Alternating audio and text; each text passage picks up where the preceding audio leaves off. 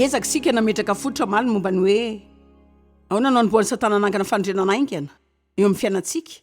Ao an-tsaintsika le izy ary midika zany fa mamafy lainga amintsika izy amin'ny sehatra maro sady mamaka ao an-tsaintsika mihitsy izy tenany ka na ny lainga na ny heviny no ahoriny ao an-tsaintsika ary vokatra zany sika de miaina ny fiainana sady mino lainga izay mitarika antsika amin'ny fitondran-tena ratsy avy eo. Ary ataony amin'ny olona rehetra zany ka rehefa miezaka ny alao sika de miezaka ny velo amin'ny tenantsika ka izany miteraka korotana be avy eo. Ny an'ny fanantenana tokana antsika de fanavaozana ny saintsika amin'ny alalan'ny ten'Andriamanitra. Mianatra mihevitra izay fomba fiheverany tian'Andriamanitra saintsika.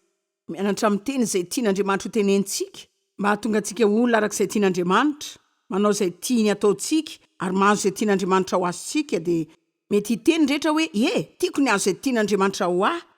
Eny ary, fa ianao aloha mila miverina mijery ilay dingana teo aloha, ka mila miverina mianatra mihitsy indray mba nan'ilay fisainana mifanaraka amin'ny fihevitr'Andriamanitra. Tsy haiko aloha fa mety misy olona bedabeta ka atao anaty taona maro netretako fa mifevitra de tony tsisy dikany.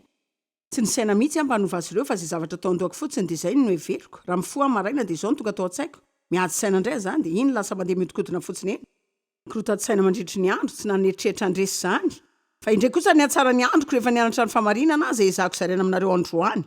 Fa tsy nila ny saitsaina sy ny eritreritra zay zavatra tao andohako tsony fa nandroaka zany tao ary nisafidy zavatra hafa zay nanampy na nanako andro mafinaritra sy fiainana tsara. Ka eny am-piandohana somary sarotrarotra kely satria tsy mbola zatra nanao zany sika misy fotoana za tena foana sy tsy misy zavatra lohantsika ary tohatry ny miandro fotsiny sy mijery zavatra ilatsaka ao andohantsika. Fa amin'izao fotoana izao sika efa nianatra fa afaka miady mafy ianao. Mandrobaka sy mandray ny anjara fitarihana avy amin'ny fihevitsika manokana. Efesiana 4:20. Hatramin'ny 4:20 nijerentsika mikasika ireo. Mba ialanareo amin'ny toetrareo taloha. Esory ary fafao ilay momba anareo taloha araka ny fitondran-tenanareo fahiny izay lasa miasimba sy miavery araka ny filan'ny fitaka. Zany hoe ny fananarana voalohany men'ny apôstôly Paoly ny mpino Efesiana de ny aminona ilay olona taloha. Aitsika tsara fa ny Baiboly milaza fa raha misy olona ao amin'ny Kristy de olom-baovao izy.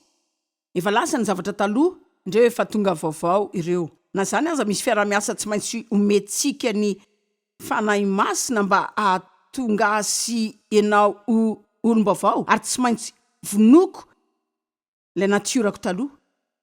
Ny andiny manaraka milaza fa mba avozina, averena fa mba avozina. Fa mba avozina kosa ianareo amin'ny fanahy ny sainareo. Manana saina velombelona sy toe-panahy tsara ary ny andiny manaraka ary mba ho tafianareo ny toetra vaovao. Olona vaovao izay ny foroana araka an'Andriamanitra amin'ny fahitsiana sy ny famasinana momba ny famarinana. Hitantsika tsara fa tsy maintsy mamono ilay toetra taloha sika ka mitafy ilay toetra vaovao. Tsy miaina intsony ilay fahazarana ratsy taloha, manomboka miaina ilay fiainana tian'Andriamanitra iainantsika ary ny tetezana hiampitana miala amin'ny taloha mankany amin'ny vaovao de ny fanavaozana tanteraka amin'ny fanahiny saintsika kosa izay alehan'ny sain'ny olona no arahany.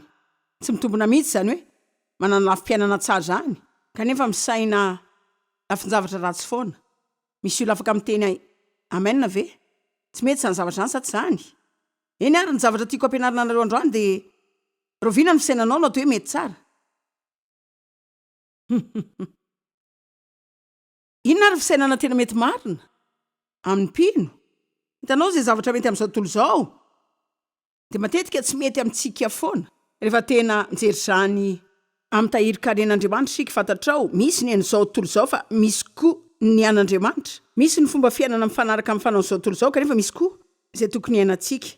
Hitanareo feno ahy zao tontolo izao fa afaka mivavaka sika mba tsy hoe sady mivavaka sika no mbola manay indray ary ratsy raha tafiditra anelanelandreo tontolo ireo sika. De mila mianatra sika hoe rovina ny fisainako ny mety tsy mety ny kristianina be fanahiana. Rehefa mitena hoe tsy mety ny feno fanahiana de mety mihevitra ny sasany aminareo hoe mety tsara manam-panahiana fa tsy tokony anao zany. Fa no anao tokony ohatrany hoe tsy mety marina zany. Tsy mahatsara zany. Tsy de mahaso loatra zany. Efa nisy taminareo ve nitafy akanjo de hitanao fa nitombo lanja kely ianao androany ny tamin'ny fotoana farany tafianao azy ary to lasa tena tery be le izy de mbola nitafinao ihany le akanjo ka tsy nampahazo ainanao nandritra ny andro mantolo efa nisy niaina zany ve eny ary mariny zany zavatra mety mahazo atsika zany rehefa miezaka sika ny tafy zany na mamela ny saitsika ifantoka amin'ny zavatra zay tsy mahasoa antsika intsony amin'ny maha-kristianina atsika hitanao misy ireo zavatra zay tsy mety aminao intsony rehefa tonga pino ianao tsy mahasoanao intsony ny manao azy ngamba misy tsipino mety manana toetra toy izany na mitafy toetra ratsy sady miresaka zavatra vafa tsy natao anao intsony zany tsy mahatsara anao intsony le izy zavatra mety malina izy ity satria rehefa mandroso amin'ny ara-panahy ianao de manomboka fantatrao fa tokony vonondro toeporeo fa fanatanteraka ny fiheverana azy ary rehefa hitako fa matotra tsara taona maro lasy zay isan'ireo zavatra tsy nataoko tsony de ny mitafy zavatra tsy mampahazo aina tena tsy vitako ny manao aniny na ny toe-batako tsy mety aminy na ny fanahiko ihany ko ka rovina ny fomba fisainanao ny mety tsara ahoana ny tokony fomba fisainanao amin'ny mampino anao eny ary melohan'ny zavatra rehetra ataoko fa pino rehetra tokony mana fisainana tsara mila fantatsika hoe ahoana no ahafantarana izay tiatsika atao aleo manana fisainana mijery lafiny zavatra tsara ary ataontsika iny fa tsy hoe miovaova foana Kolosiana 3:1 sainy ny zavatra any ambony fa tsy ny zavatra ety an-tany fa efa maty nareo ary ny tena fiainanareo miara-miafina amin'ny Kristy ao amin'Andriamanitra afatoy ny saina de azony zany afatoy ny saina de azony zany afatoy ny saina de azony zany fa tsy hoe afatoy ny sainao de ovay afatoy ny sainao de ovay afatoy ny sainao de ovay afaka manana fisaina mifantoka amin'ny zavatra tsara foana ianao na de manadio ny tranonao aza ka zavela isy anova zany ka rehefa misy miantso ianao hoe ndao sika iaraiketsena de teneno hoe tsy afaka fa avosiko ny fomba fisainako manadio trano raha misy olona miantso anao ndray hoe ndao entiko misakafo atoandro anao de tsy afaka hoe efa navosiko ny fisainako tsy maintsy manadio trano androany ny lalana tokana fa atsika manantanteraka izay zavatra tena tiatsika ho tanteraka eo amin'ny fiainana lalana tokana ahafahanao marina tsara amin'ny tenanao ka ahafahanao manaraka izay tena iriny fonao de ny fametranao tsara ny sainao ifantoka amin'ny lalana izay tena tianao atongavana aiza marina no tena tianao atongavana amin'ny fiainana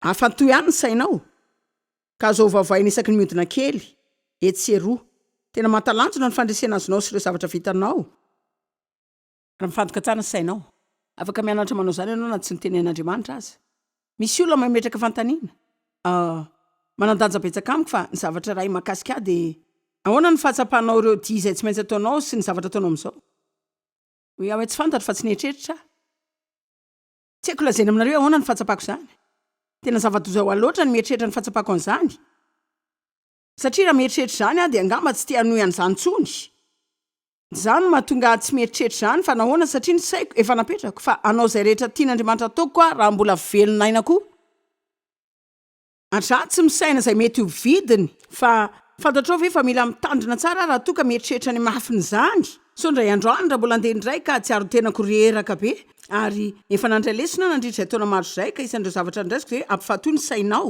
ary aza velivilivily amin'ny zavatra fetsy eny taona lasy zay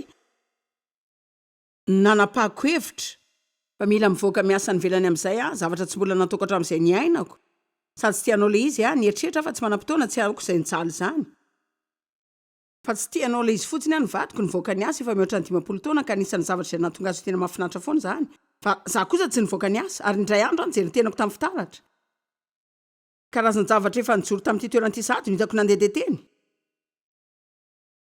za tena hoany le izy toy izao ny fahatsapako fa toy ny nahazo fanambarana marina tamin'Andriamanitra hoe raha tia ahery ianao amin'izao dianao fahatelo farany izao ary raha tianao vita tsara izay zavatra nitsoko anao izao ny zavatra tsy maintsy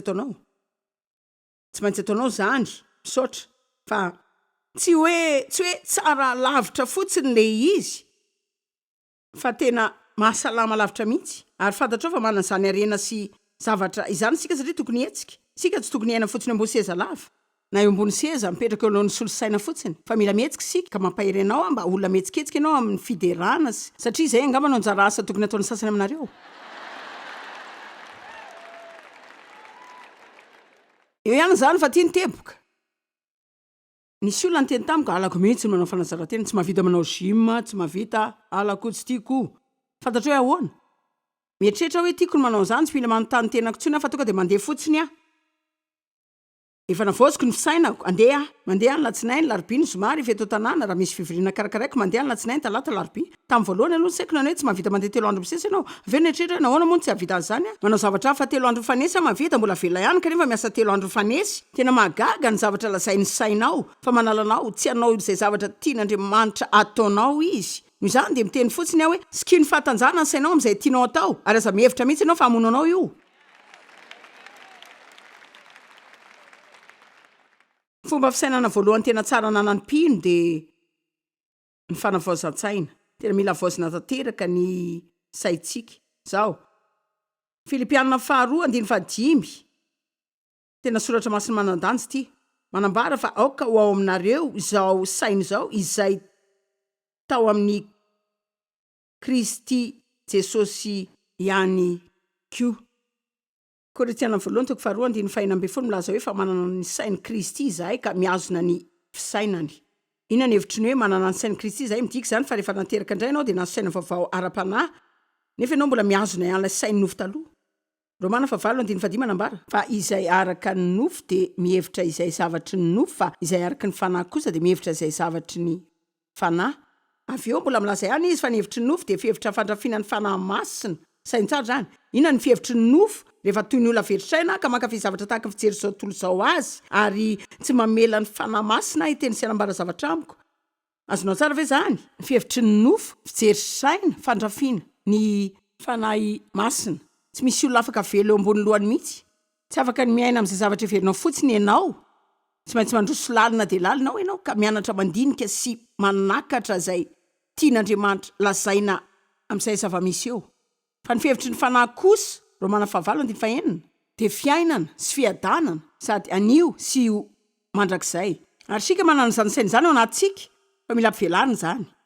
Ary araka ny amelantsika ny fihevitry ny fiazona mafy kokoa noho ny fihevitry ny fanahy ao amintsika dia tsy hanova ninninona eo amin'ny fiainantsika mihitsy izany.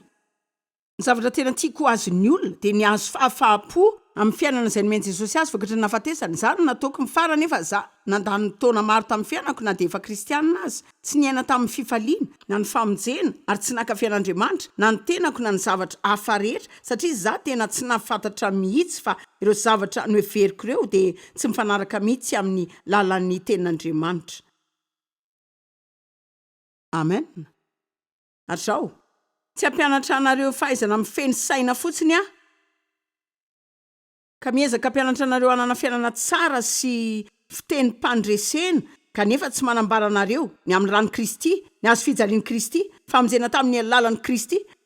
Ny olona rehetra afaka manapa-kevitra hevitra zavatra tsara na miteny zavatra tsara ary marina fa mety mahita vokatra kely izy. Kanefa za tsy miresaka vokatra kely avy amin'ny fitsipika omeny izao tontolo izao fotsiny. Zavatra resahako dia ny ahafahana mivelo ilay fiainana vokatry nahafatesany Jesosy mba hanome anao aina. Ary tsy zany ihany fa zany zavatra zany dia ampiasainy devoly koa. Nanana izany izy satria Andriamanitra nanana izany hevitra izany voalohany. Ary Andriamanitra ihany no antokana nampianatra antsika hanana fisainana tsara sy fitenenana feno fandresena. Ka satria ny kristiana diso amin'ny loatra nanao izany dia nangalarany devoly ilay izy. Dia avy eo ahafahantsika toy ny zavatra hafa adaladala, finonom-poana. Lany andro, tsisy dikany ka namelan'Andriamanitra tsy handray anjara amin'ny fiainanao. Aza manaiky mihitsy hoe izao tontolo izao no mahazo efa nomen'Andriamanitra anao voalohany. Amen. Aoka ho aminao izao saina izao izay atao amin'ny Kristy koa. Aoka ohatra ho anao Kristy amin'ny fanetretena. Afaka miresaka ao anatin'ny 3 minitra momba fanetretena ve isika? Ny saina manetretena. Fantatrao ve fa tsy afaka nitombonao na hitomboko ao anatin'izao tontolo izao? Tsy ho azoko mihitsy ary tsy ho azonao mihitsy ty afatra zaraiko aminao androany ity raha tsy amin'ny fanetretena. Raha mandeha mamonjy fitopim-pivavahana any am-piangonana ianao dia mety miteny hoe tena ilaiko izany. Tena mila an'izany. Mila azoniko daholo izany teny izany, mila an'izany aho. Ka raha mipetraka ianao ka miaino ilay olona izay mampianatra eny aloha dia mety mihevitra hoe tena mba tiako mihitsy ihany na raha mba teto androany fa natao azy mihitsy izany afatra izany. Na efa mba diso fanantenana ve ianao rehefa niteny anao ny mpitoro-teny amin'izay zavatra nitenena satria ianao ny hevitra fa efa hainao sady momba an'izany. Efa voan'izany tsy hainao ka fa efa fantatro izany. Tsy amin'izao tsony. Ilaiko avokoa ny rehetra. mila ny zavatra rehetra mila patsivina foana zany amin'ny fotoana rehetra tiako ianao raha amerimberina amiko zany foana fa ny olona manana saina manetry tena ihany mahay mandray fampianarana rehetra ny olona manana saina manetry tena ihany ny masaka mandray fanitsina mila manana fandrina hitombo sy hianatra isika Romana 12:7 milaza hoe aza miavinavikevitra ka mihevitra mihoatra noho izay tokony hoeverina matoky efa tsy misy aminareo eto zany fa ngamba mety olona mijery fahitalavitra androany mety manana olana kely momby zany ianao ary mety mahakasika anao zao resaka zao satria fantatra fa tsy misy amin'ireto olo reto manana olana momby zany fa sika rehetra manana ny hatsarana dia ilay saina manetry tena inona ny zavatra voalohany mitranga rehefa tsy manana izany saina manetry teny zany sika ary mihevitra mihoatra izay tokony heverina manomboka manambany olona sika manomboka manan'ilay saina tia mitsara sy mitsikerany afo sika ka resantsika amin'ny antsipirian-dolo ny zavatra avy eo ny saina manetry tena dia tsy mba manana fieritreretana ambanin'ny tenan'izany Andriamanitra tsy nangataka taminao hanana fihevitra anambanin'ny tenanao tsitrany mihitsy ianao raha anambanin'ny tenanao tiany ianao hanome lanjany izany tiany ianao hafantatra ny fahameza-pahasoavana sy talenta ary fahaiza-manao anatinao tiany ianao ho tiany tenanao amin'ny fomba mifandanja fa tsy tiany ianao raha mihevitra ny tenanao ambony noho ny hafa fa tsy hoe tsara konoho ny hafa sika mety mahavita fianarana ambony konoho ny hafa ianao fa tsy zany mamatra fa tsaratsara konoho izy ianao ngamba ianao mahay mandray lesonaingana konoho ny hafa fa tsy zany maneho fa tsara konoho izy ianao za ohatra mety olona tena mahay mifanerasera tsara amin'ny olona fa tsy zany akory mamatra fa tsara konoho izy rehetra ngamba ny olona rehefa tonga amin'ny sehatra tahaka ny hoe mety manasa mpanakanto anjatony ianao ary mety ny sasany tsara konoho ny sasany fa eo masin'Andriamanitra tsy zany mihitsy ny mamatra fa ny sasany tsara konoho ny hafa tiako ilay soratra masina amin'ny Kolosiana izay milaza fa tsy misy fizahatavan'olona ao amin'ny Kristy tsy tianao va zany tsy misy lana vavitsony tsy misy jiosy na jetrisa mbola pikely ihany tsy misy orona manana tsy misy dokotera na mpangady tatatra fa iray avokoa sika ao amin'ny Kristy amen iray sika ao amin'ny Kristy Petera voalohany 5:1 amin'izany manetry tena mba nitaramaherin'Andriamanitra mba nandratany anareo amin'ny fotoanandro ny olona manana saina manetry tena miandro foana amin'ny fotoanan'Andriamanitra ny olona manana saina manetry tena tsy mila miteny hoe Andriamanitra tena tsy azoko mihitsy hoe nahoana tsy nataonao ilay izy fa efa vonina sady miandry ilay izy tena ilaiko ilay izy izao nolazainy Andriamanitra efa netiko teo anaty anao ny fangatahako ary miandry anao hitondra izany eto amiko amin'ny fotoana mamety azy amin'ny fiainako mahatokony fotoananao amin'ny fiainako fa tiako mihitsy sika manomboka amin'izay saina manetry teny izay fa zao sika mila mifindra amin'ny zavatra hafa indray toko fasivy amin'ity boky ity taninadiny saina mifanaraka amin'ny fomba firenireny fandendehanany saitsika dia mandendeha endretra rehetra eny zany no isan'ny olana lehibe indrindra izay atrehantsika ankehitriny ary zao tontolo zao izay iainantsika ankehitriny dia feno fafinaretana ary magaga hoe ahoana no mahatonga ny saitsika variana ka tsy mifatoka mihitsy amin'izay zavatra tokony atao aleo amakiko tantara kely ato amin'ity boky ity nareo indray andro rasdevy ary nisy mpivady hafa izay namanay indray fiara taminay ka tapaka teo izy mivady izay niaraka taminay sy za nary andevy nyteny hoe velona dia nomesy ny hevitra izay hoe inona koa izany ataonao mamela ny tenanao zany dia hoy izy ka zany ny hevina dia tsy nisy ny teninareo hoe velona ka zany mahatonga ny hevitra hoe velona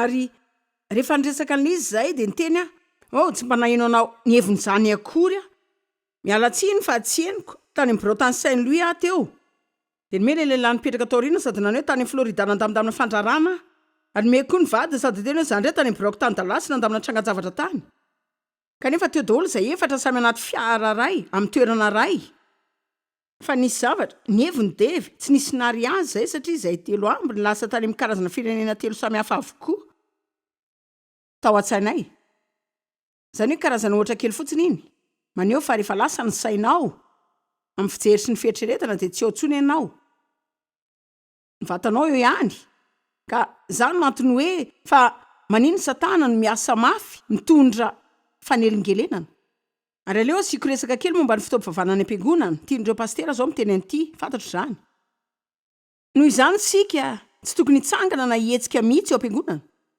raha tsy efa misy zavatra tena mahamaika tanteraka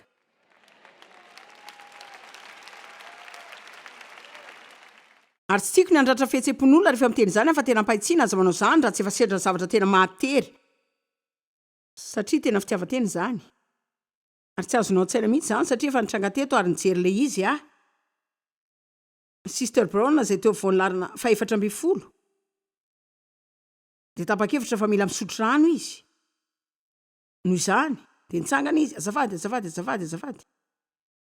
ka ny olona rehetra fa 520 tao ariana de nijery azy nandeha.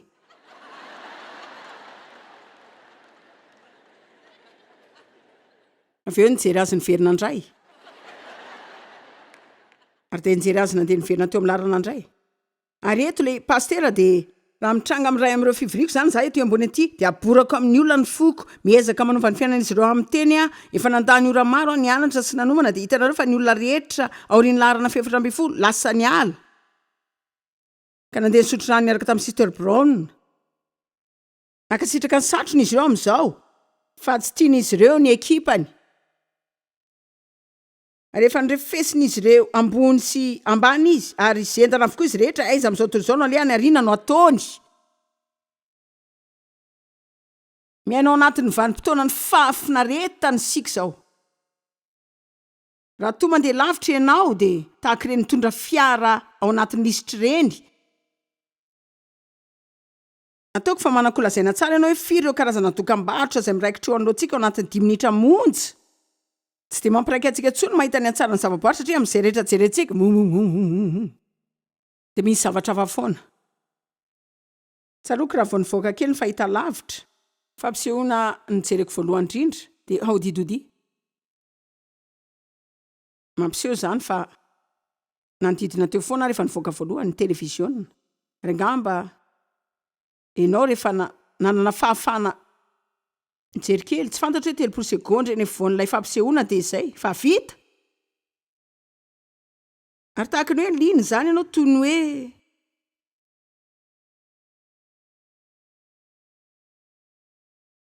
tena marina fa zao tontolo zao ohatrany tsy miova fa noho izany tsaratsara amintsika ny miova. Iray amin'ireo tanjoko ary efa niado an'izy ty efa ela satria manana fomba elana no sehatra io koa tena feno be foana saiko betsaka loatra ny ambony viliako mandeha foana ary hitako fa fanamboany ampifantoka ny saiko amin'izay zavatra ataoko. Efa niarako niasa tamin'Andriamanitra zany nandritra fotoana maro ary mbola miasa amin'izany ankehitriny satria isika dia ao anatin'ny fahasahiranana maro sady tsy mahafantatra tsony ireo karazany zavatra tsara izay nomen'Andriamanitra antsika mba tsy hamaintra antsika foana ny saintsika amin'izay zavatra manahirana. Manakolazaina ve ianareo hatraiza ny zavatra azonao androany raha tena sokafana marina sy sainao ka nitroky ireo teny rehetra izay nolazaina androany. Efa enina herinandro lasa zay rehefa nandeha de tafitoana tamin'ny vato ka tataka ny sandroko mbola misy takopery tavela vokatra izany reto zao na vonoalika ihany koa sady natapaka ny akibe tongotro tena nany tena mafy tao anatin'ny fotoana maro ary tsy maintsy nandeha tany mpitsabo tongotra mila manao ty mila manao zao satria rehefa mandainga ny tongotro andeha amindra de tsy mahavita mandingana akory ny tongotro. Rehefa teny velany lakozia saika nanao izay zavatra tokony natao rehefa tonga teny ary tsy maintsy nanara-maso tsara any ankonako satria matetika any lasa miraparapa alohan'ny tenako foana amin'izay toerana misy ary ndray andro nandeha tany am-piara-miasa taminay ary nisy olafa namily ny fiara rehefa nandeha ho any amin'ny toerana de petraka tao aorian'ny fiara de nanomboka nieritreritra zay zavatra mila ataoko rehefa tonga any an-trano de noazoniko ilay hidin'ny varavarana ny fiara sady nivoaka ny fiara raha mbola nandeha nidina tamin'ny lalana izay. Vokatr'izany mahabetsaka ny loza teraky ny tsy fifantohan'ny saina amin'ny zavatra tokony ho atao.